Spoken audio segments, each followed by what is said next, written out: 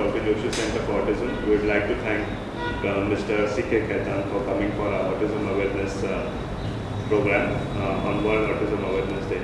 Thank you, sir.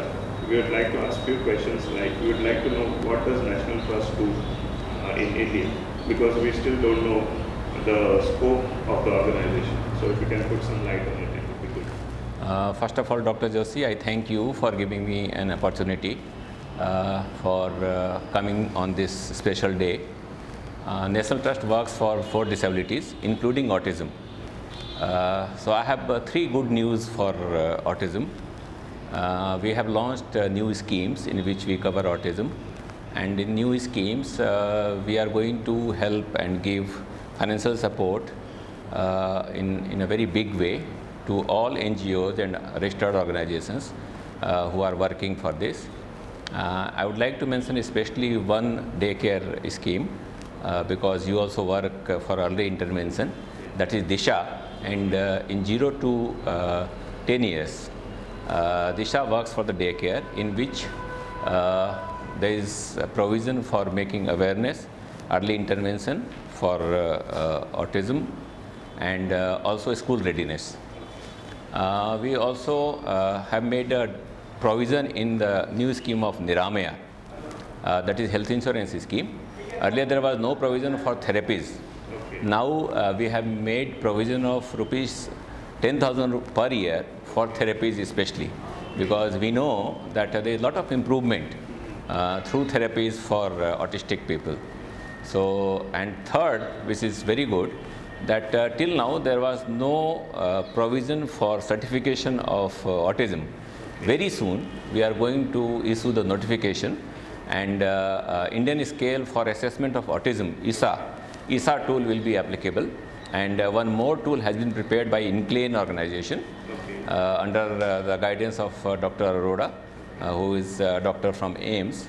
So we are evaluating both, and very soon a notification will be issued for issuing the certificates.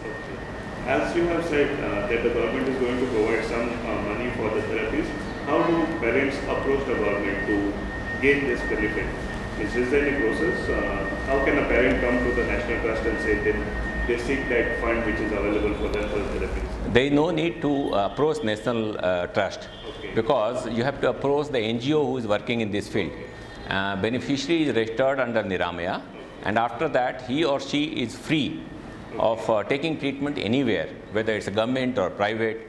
And one more good thing about Niramaya is that there is no bar on income, that it is not only for BPL or low income. Even if there is one crorepati family, they can also avail this health insurance. So they can take treatment and claim to our Oriental Insurance Company, which is right now our insurer for Niramaya health insurance scheme.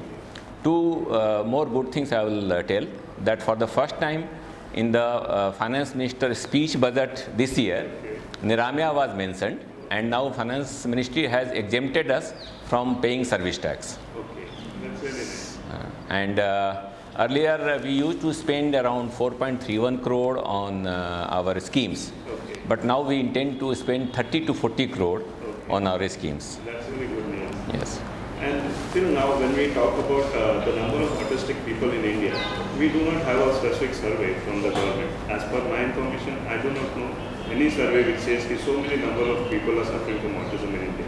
Is there any program which is, is there any survey that is going on to know how many autistic individuals are there in India?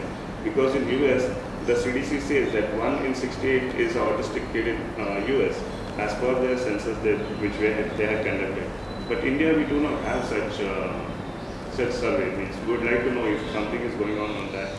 As far as the reliable data regarding autism is concerned, that problem is with other intellectual disabilities also. Okay.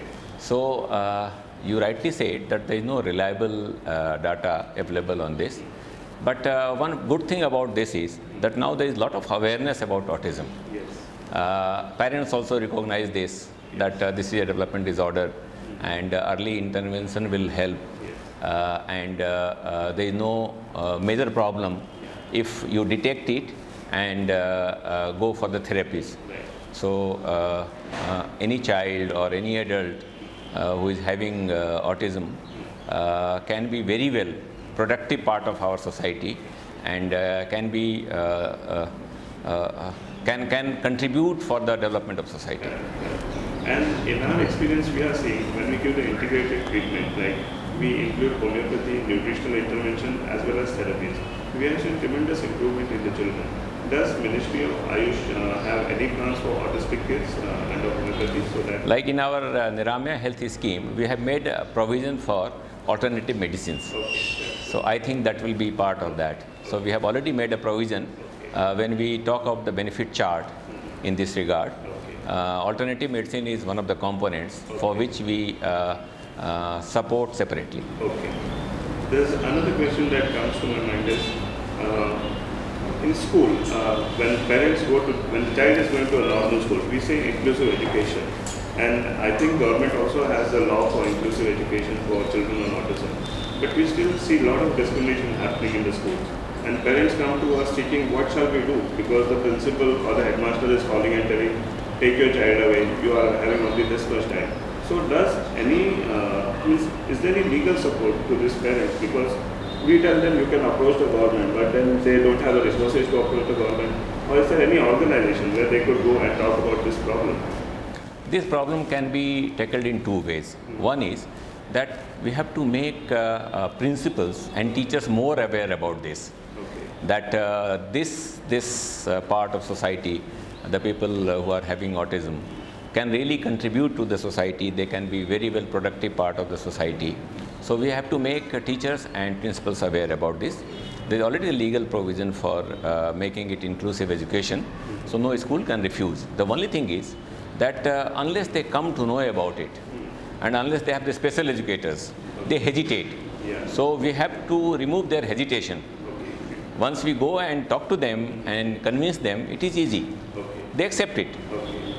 But is there any plan from the government side to conduct such awareness campaigns for principals or teachers or schools or colleges? Whenever we come to know about this, I generally write to the principal, I talk to the principal, Okay. and in most of the cases, Okay. they have responded well. Okay, that's very nice. And in regards to the schooling also, when the child is having problem, we say you should take a shadow teacher. Now in India, we do not have that many shadow teachers available. So does the Education Ministry have any plan to sensitize teachers being more into this, like to be a special educator as well as a shadow teacher for the child? And another thing, the expenses are really high, which a normal middle class family or a low middle class, right? Also upper middle class family cannot afford a shadow teacher. So is there any hope in this area? Recently in Badhte Kadam, I have introduced one scheme that there can be workshops for sensitization of teachers. Okay. And I pay per workshop per day 17,000 rupees. Okay. So if any organization who is taking up this, they can sensitize teachers in this regard. Okay. And one more problem regarding the therapies. In US, if you see, there are a lot of therapists available. In UK, the government also provides a lot of support for autism. But when it comes to India, the number of therapists which we have is very less.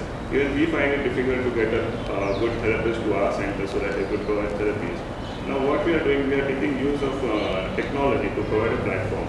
Like recently we started online speech therapy to reach out to masses, to the rural India or where therapies are not accessible. Does government have any plan to use technology in implementing therapies? We have the plan to get maximum benefit of aids and assistive devices for improving the quality of life of the persons with disabilities. And at the same time, there is a dearth of therapists, there is a dearth of special educators, there is a dearth of counselors. But in the recent decade or so, most of the universities and colleges, they realize this, and now they are training special educators, therapists and counselors. And now we deal, when we talk about autism, the picture that comes to our mind is children. Most of the time we talk about children who are young with the diagnosis of children, and we tell the parents it is autism. But do we think about when the child is going through adolescence or when the child is going to be an adult? how are we going to get this adults, autistic kids, means the individuals into the mainstream? And UN theme also for this year is saying the theme says what? Inclusivity and neurodiversity is the theme of UN for this year. So is there any plan to get this added autistics into the mainstream? Is there any plan how we are going to get into the mainstream, and also about a legal guardianship? Who is going to be the guardian if the parents are not there or if they pass away? Is there anything on that aspect? There are two aspects to it. One is legal guardianship. We already have a provision of issuing legal guardianship certificates, and under the chairmanship of district collectors, district magistrate and deputy commissioners, we have local level committee who issue legal guardianship to these persons having autism. And second thing is that if you talk of mainstreaming of persons with autism, the role of family, the role of society, the role of schools, and the role of government organizations, and the role of non-governmental organizations come together. Unless all these work together, the mainstreaming will not be possible.